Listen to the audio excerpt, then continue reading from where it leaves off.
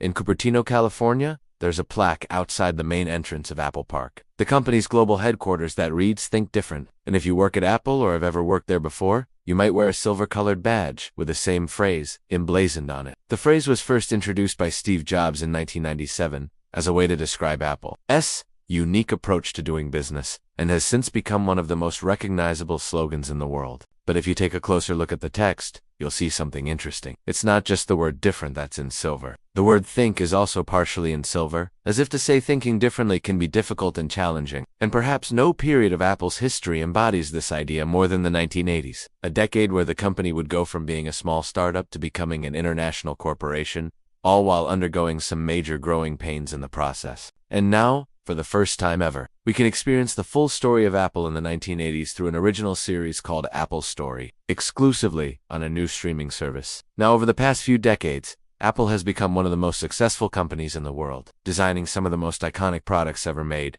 including the Macintosh, iPod, iPhone, and iPad. Their success is often taken for granted these days, but it was not that long ago that they were a small startup going up against some of the biggest names in the industry. The series does a fantastic job of explaining how Apple got its start. The first episode details the early days of the Mac and how the team developed the first model. It was during this time that Steve Jobs began developing Next, his next big project after the Mac, which he believed would eventually replace the computer altogether. While Jobs was focused on Next, however, Apple's other co-founder, Steve, began to lose interest in the day-to-day operations of the company. He had always planned on leaving the company once it became successful. So when that time came around, he did just that, leaving the company in the hands of Jobs and their new CEO, Mike Mark. As the series progresses, we meet several key figures who would help shape Apple into what it is today, like Rob Janov, who played a pivotal role in creating Apple's marketing department, and we get to hear how each of them contributed to the company's success, both good and bad. As Apple grew in size, so did its problems. Much of the second season focuses on the development of the Mac, say, a smaller and cheaper version of the original Mac that featured a built-in mouse and color display. This may seem mundane by today's standards, but back then, it was pretty revolutionary. There had never been a computer like this before, but due to a series of unfortunate events, the Mac, say, would end up being delayed multiple times,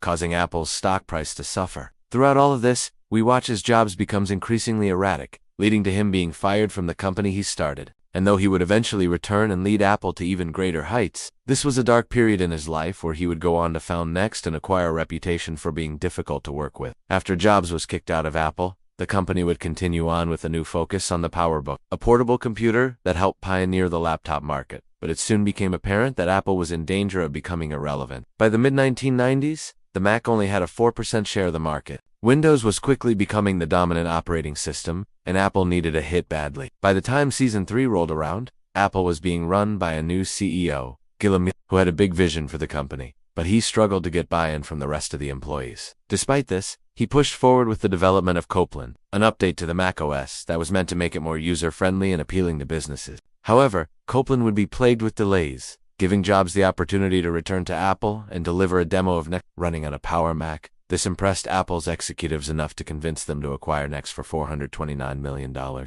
bringing Jobs back into the fold. While Seasons 1 and 2 are very slow-paced and almost feel like a documentary at times, Season 3 picks up the pace significantly, covering a lot of ground in just 6 episodes. In hindsight, it's easy to see how these growing pains helped shape the Apple we know today. Had they not faced these challenges in the 1980s, they may not have survived. We wouldn't have the macOS, iPhone OS, or iOS that we know today. And maybe most importantly, Jobs wouldn't have returned to the company until much later. In addition to covering some really important moments in Apple's history, Apple's Story is also an incredible character study of some of the people involved. We get to hear from many of the former employees about their experiences working at Apple, both the good and the bad. The best part about the series is that it's told from a neutral point of view. It doesn't paint Jobs in a bad light for being difficult to work for, nor does it make him out to be a villain. Instead, it simply shows what he was like and allows the audience to come to their own conclusions. Each episode is broken up with text on screen, providing additional context or information that helps fill in the gaps. For example, we know that the Mac, say, was delayed multiple times, but we don't really know why. Well, according to the text, the delay was caused by the lack of available memory chips due to a production error at the manufacturer. These sorts of details really help round out the narrative and give you a deeper understanding of what was happening behind the scenes. Apple's Story is created by a team of filmmakers and storytellers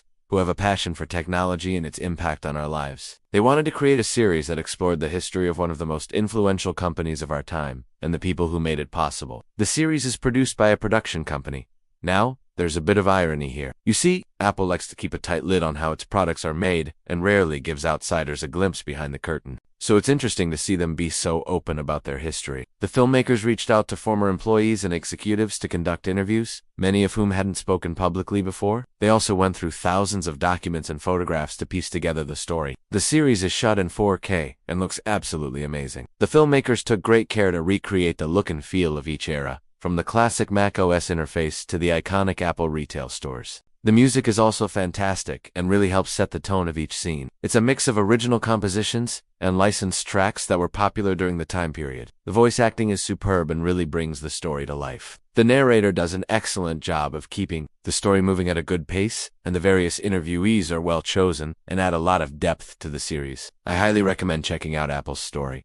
Whether you're an Apple fan or just interested in business and technology, you'll learn a lot and be thoroughly entertained at the same time. All 15 episodes are available to stream right now on a new streaming service. It's a great way to support independent creators and get ad-free, high-quality documentaries and original series like Apple's Story.